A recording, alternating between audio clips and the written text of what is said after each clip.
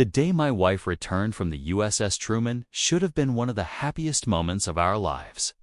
After months of deployments, long hours, and endless waiting, I was finally going to see her walk through that front door.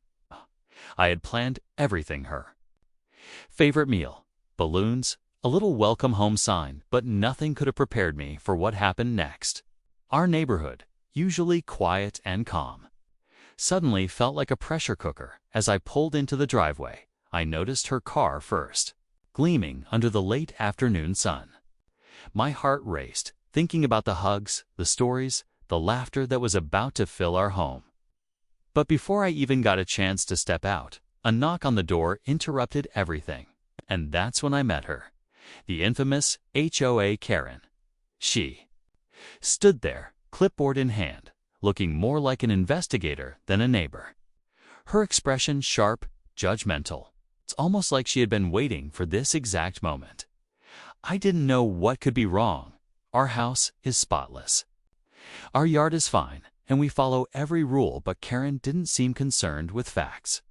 She just stared, tapping her pen against her clipboard. Then, without warning, she mentioned something about the authorities, and my stomach sank. The words hit differently when you're expecting celebration and joy, not confrontation. I wanted to ignore it, to get my wife inside and focus on her safe return, but Karen's intensity was unnerving. 5 minutes later, just as we were trying to process the absurdity, a knock came that made both of us freeze. It wasn't the friendly kind. It was official, commanding, the kind that makes you stop in your tracks. When the person outside finally spoke, all they asked for were orders. Orders from my wife, the one who had just returned from months at sea. And that's when everything changed. What started as a joyful homecoming was turning into something I could never have imagined. My wife froze, hand hovering over the door handle, her uniform still pressed from the ship's last inspection. She looked at me with that mix of exhaustion and disbelief, the same look sailors get when they step back into civilian life after months at sea. I could see her trying to read the situation, trying to figure out why our quiet neighborhood had suddenly become the center of some unspoken chaos. I opened the door slowly, hoping to calm whatever was coming. But the tension in the air was electric. The person outside, in a plain uniform but with an undeniable authority in their tone, repeated the question, "We need orders." My mind raced. What orders? We hadn't expected anything beyond the usual paperwork or neighborly chatter. And yet, here they were, standing on our porch, waiting for my wife to give some kind of directive. Karen lingered behind them, smirking slightly, as if she had orchestrated the entire scene. That smugness only made my blood boil, but I had to stay calm for my wife, for the sake of logic. And for the countless neighbors who were likely watching. This unfolds from their windows. Before I could speak, my wife quietly whispered something I barely caught. It was a reference to a routine from her time on the USS Truman. Something about protocol and verification, words I didn't fully understand, but that clearly mattered in that moment. The person outside nodded, as if hearing exactly what they were expecting, but the weight of the situation was far from over. It was then that I realized just how deep this was going to go. Karen's interference was more than a minor neighborhood complaint. This felt bigger, complicated, procedural, and entirely unexpected. Questions swirled in my head. Why now? Why here? And most importantly, how had our homecoming turned into a situation that required official orders in the first place? I wanted answers, but the answer wasn't coming easily. We were standing on the edge of something I didn't understand, caught between ordinary life and rules I didn't even know existed. And as the minutes stretched, every second felt heavier, every glance sharper, every silence louder. I could feel my pulse thumping in my ears as the person outside waited patiently for my wife to speak. Every second stretched longer than the last, and I realized how little I actually understood about what was happening. My mind jumped between possibilities. Was this some kind of neighborhood protocol I'd never heard of? Or had Karen somehow escalated a trivial complaint into something that involved official authority?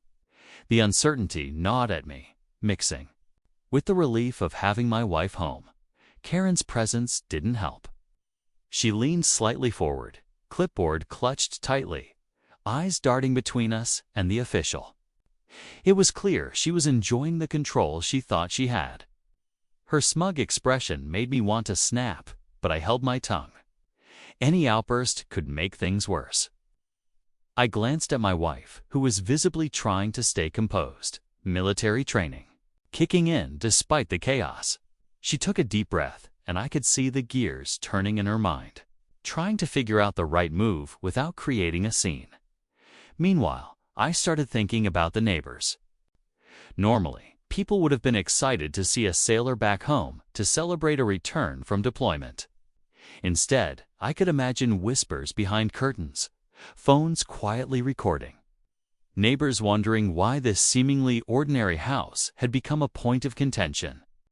Karen thrived on that attention, and I suddenly realized the conflict wasn't just with her, was with the entire microcosm of our neighborhood. Rules and egos tangled together in a way I had never considered. I tried to reason with myself. Maybe it was just a misunderstanding, but the official's steady, deliberate weight suggested otherwise. They weren't here to argue, to lecture, or to joke. They were waiting for compliance, for my wife to issue orders or guidance in a scenario we didn't even understand yet. And as the silence stretched, the tension grew heavier.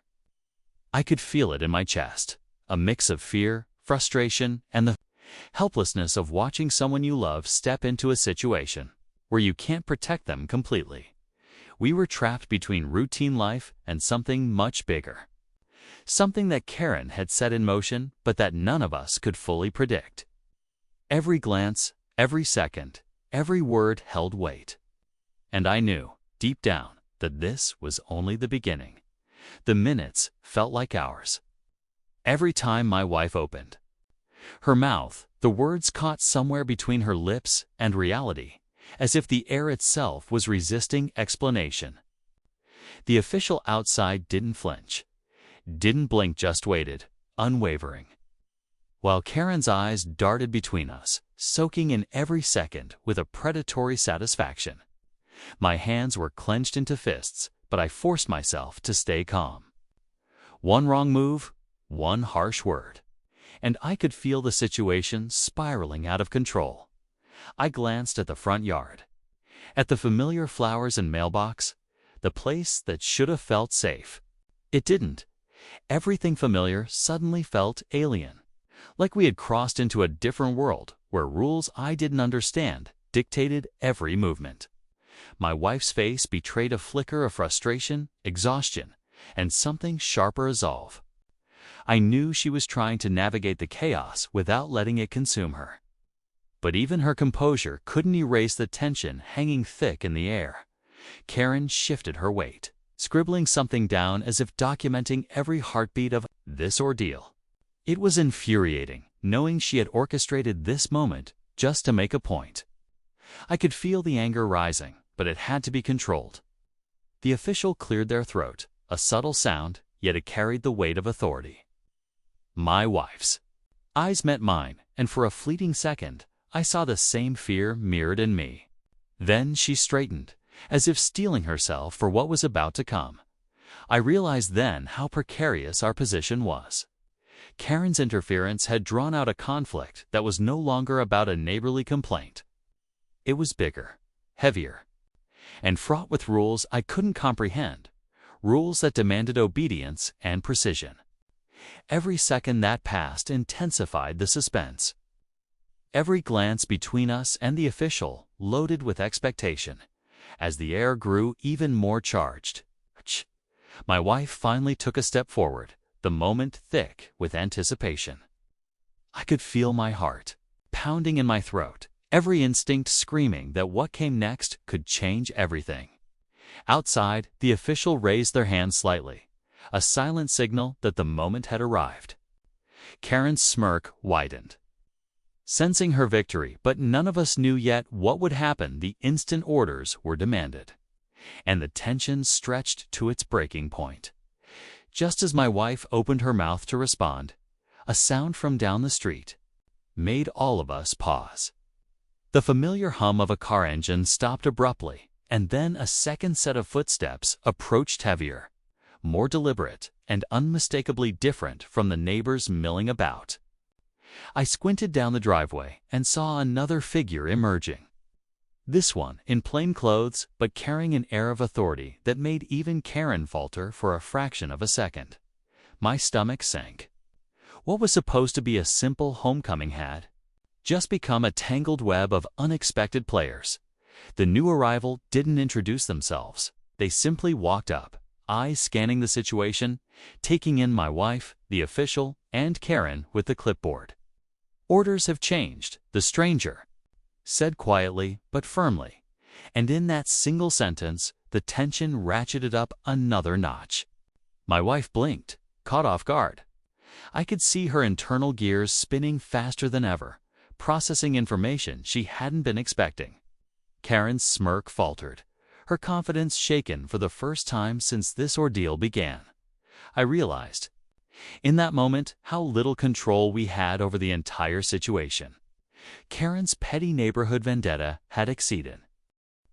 My wife finally took a steadying breath and spoke, her voice firm but controlled, the kind of calm authority that only comes from years of military training. "I give no orders to this situation," she said, locking eyes with the original official. The tension in the air seemed to crackle and shift. The official straightened, realizing they couldn't push further without formal authorization, while the newcomer silently nodded, confirming what my wife had just stated. Karen's smug grin faltered completely, replaced by a flicker of panic. She had thought she controlled the narrative, that her petty HOA complaints could escalate unchecked. But she had gravely underestimated the layers of authority involved. The stranger finally spoke again, this time addressing Karen directly. "You acted outside your jurisdiction. This isn't about neighborhood rules anymore." The words hit harder than I expected, and I could see Karen's face go pale. For a moment, she tried to argue, but her voice was swallowed by the weight of what had just been revealed. My wife stepped fully into the doorway, shielding me and asserting control over our home and our lives. The standoff that had stretched for what felt like an eternity was finally breaking, just when I thought the crisis had reached its peak. The official glanced down at a document, then back at us, and said something that made my heart skip. "We need verification from the USS Truman itself before this matter is officially closed." My wife's eyes widened, and I realized this was a new twist none of us had anticipated. Karen's interference had set off a chain of events that now involved not just local authorities, but her exasperated superiors far beyond our neighborhood. Neighbors were murmuring now, their curiosity mixed with disbelief, as my wife calmly pulled out her identification and credentials. The tension remained high, but the balance of power had shifted. Karen had overplayed her hand, and we were standing firm, stronger than ever, even as relief began to wash over me. The final twist lingered. A message pinged on my wife's phone from the USS Truman Command Center. Cryptic and urgent, signaling that this situation wasn't fully over. The front yard, once a place of celebration, had become the stage for something far bigger. None of us knew what would come next. After the tense standoff, the air finally began to lighten. Karen, defeated and flustered, shuffled back down the driveway, muttering under her breath as the officials left one by one. The stranger in plain clothes gave my wife a small nod of respect before disappearing down the street, leaving us alone on our porch at last. I exhaled for the first time in what felt like hours, my chest heavy with adrenaline, slowly easing. My wife turned to me, a weary smile breaking through her fatigue, and I realized just how strong she had been, handling a situation that had spiraled completely out of our control. Neighbors peeked out from behind their curtains, some offering tentative waves, others simply whispering in disbelief. What had started as a simple welcome home gathering had turned into a chaotic mix of HOA drama. An official protocol, but in the end, truth and composure had prevailed. The tension that had gripped the neighborhood for the past hour was replaced by a quiet sense of relief. We were finally able to step inside our home, shut the door, and breathe as we settled into the living room, sharing a quiet laugh and recounting the absurdity of what had happened. I realized the experience had given us more than just a dramatic story to tell. It was a reminder of patience, the power of staying calm under pressure, and the importance of standing firm when faced with unreasonable demands. Karen's interference had tested us, but it also highlighted the strength and resilience we shared as a couple. Later, as my wife received verification from the USS Truman, we could finally celebrate her return properly. Balloons, dinner, and laughter filled the house, and the earlier chaos began to fade into memory. Though the day had started with unexpected tension and confusion, it ended with a reassurance that together we could navigate even the most unpredictable challenges. And as we closed the door on that front yard drama, one thing was certain: some neighbors might test you, but nothing could overshadow the joy of coming home.